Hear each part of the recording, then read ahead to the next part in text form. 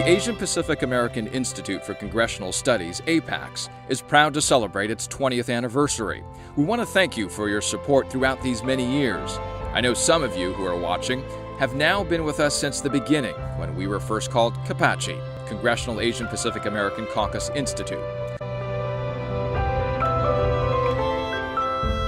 Bob Matsui and I could not get a meeting scheduled with Mrs. Clinton as she was putting together her health care program. The Congressional Black Caucus met with her, Hispanic Caucus met with her, and so finally I formed the Congressional Asian Pacific American Caucus with Pat Seamink and Bob Matsui. Both Secretary Mineta and now President of the University of Guam, Robert Underwood, have continued their support through the years. What APEX does is it's perfecting democracy and getting participants into the political process in ways that the American founding fathers could never have imagined. In addition, the pictures of our former APACS presidents and executive directors who have left their footprints in APACS history. These gifted leaders individually and collectively brought new dimensions to APACS and led us to where we are today. We have been able to train not only good leaders, but future politicians, some who actually serve our nation today. We've moved from training in Washington, D.C. to include regional academies across the country. And now we bring policy into our discussions. We look forward to a deeper collaboration with Congress and broadening the pipeline of Asian American leaders in this country. When President Clinton came to speak at the APEX Gala, it was the very first time a sitting United States president had come to an APEX event, and more importantly, into the Asian Pacific American community. And it certainly was a turning point in Asian Pacific American history. It's been really gratifying to see that the foundation that Secretary Mineta and Admiral Ming Chiang had laid has now blossom into an organization that can influence public policy, that can engage people from around the country, and certainly can nurture the young elected officials who are someday probably going to be here in Washington, D.C. APACS programs grew from summer interns, fellows, and instructional political classrooms to building a political pipeline to get more APAs into the political arena. With the increase in Asian population in America, it was time for the United States to look more like the faces in America. Going through the APEX program really helped me kind of get to the heart of what was important to me, and that really shaped a lot of my direction. So more specifically, I think what was powerful for me was I was very impressed by a lot of the people I met there, and it really sold me on going to law school. I think a lot of us come to Washington, D.C. knowing that we want to change the world and we want to come here to affect public policy.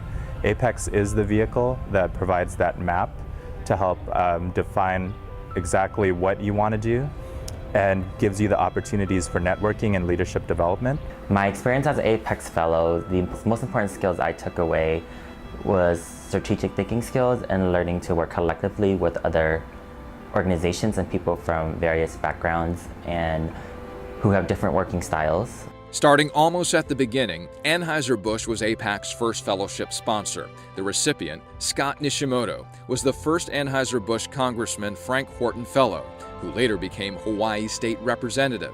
Then, there were a series of political leadership academies and programs. Some of the distinguished alumni are Mazie Hirono, now U.S. Senator from Hawaii, Colleen Hanabusa, now U.S. Representative from Hawaii, Mark Takei, now member of the Hawaii House of Representatives, Gene Kwan, mayor of Oakland, California, Ted Lieu, California State Senator, and the list goes on. Our national and regional leadership academies have taken place in New Orleans, Washington, D.C., Atlanta, Seattle, Honolulu, and various cities in California. And we've just partnered with the Pan-Pacific American Leaders and Mentors to host APAC's first military leadership luncheon, with a focus on the importance of AAPIs in the military. So I think that the APACS network is one where you can sort of reach out to people and they're there to support you and help you. With the fellowship, I mean, it's an outstanding opportunity. I know I wouldn't be on the Hill still if it wasn't for the fellowship. I wouldn't have even made it on the Hill, I'm sure. What started as a 8-week internship ended up becoming 6 years in the nation's capital, and a real chance to not only expose myself to the issues and really explore these interests that I had, but to make a meaningful impact on a lot of these different causes that I've been so passionate about ever since I was in college. The Leadership Academy gave me the wonderful opportunity to be able to fine-tune my skills as a legislator so that I could be an even better representative, not just to my constituents and to my state, but also to my fast-growing Asian American and Pacific Islander community. Because I took the apaics class, I was in a position where I had my eyes opened as to the possibility of having people who do not look like the standard stereotypical American leader, A, succeeding, and B, being able to accomplish things that were previously thought of to be impossible. APACS has also had the good fortune to have had Presidents Obama and Clinton, Vice President Biden, and a host of cabinet secretaries address our galas, which are held during the month of May, Asian Pacific American Heritage Month. Thank you so much. Thank you, Norm, for that kind introduction. More importantly, thank you for your lifetime of distinguished service to our country. I want to thank all the members of Congress who are with us, including 2 people who are fighting hard every day on behalf of every member of this community, Judy Chu, Mike Honda. Give them a big round of applause. APEX is truly building the leadership of our future. And that's why I'm so proud to support APEX. And that's why I'm so glad to see that you do too.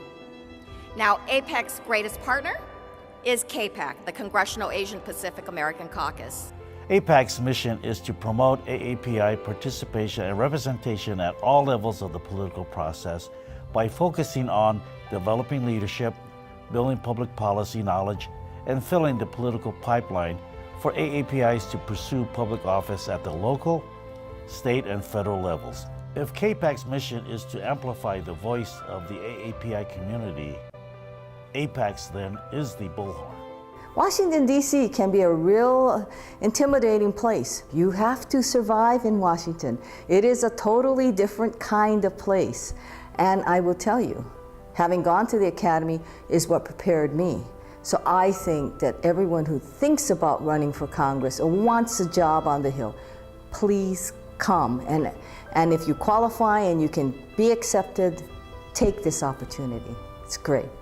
APACS has played a critical role in developing many leaders. However, we are unable to support many other deserving Asian and Pacific Islander Americans due to lack of financial means. We need your continued support to continue our mission. Thank you for your support.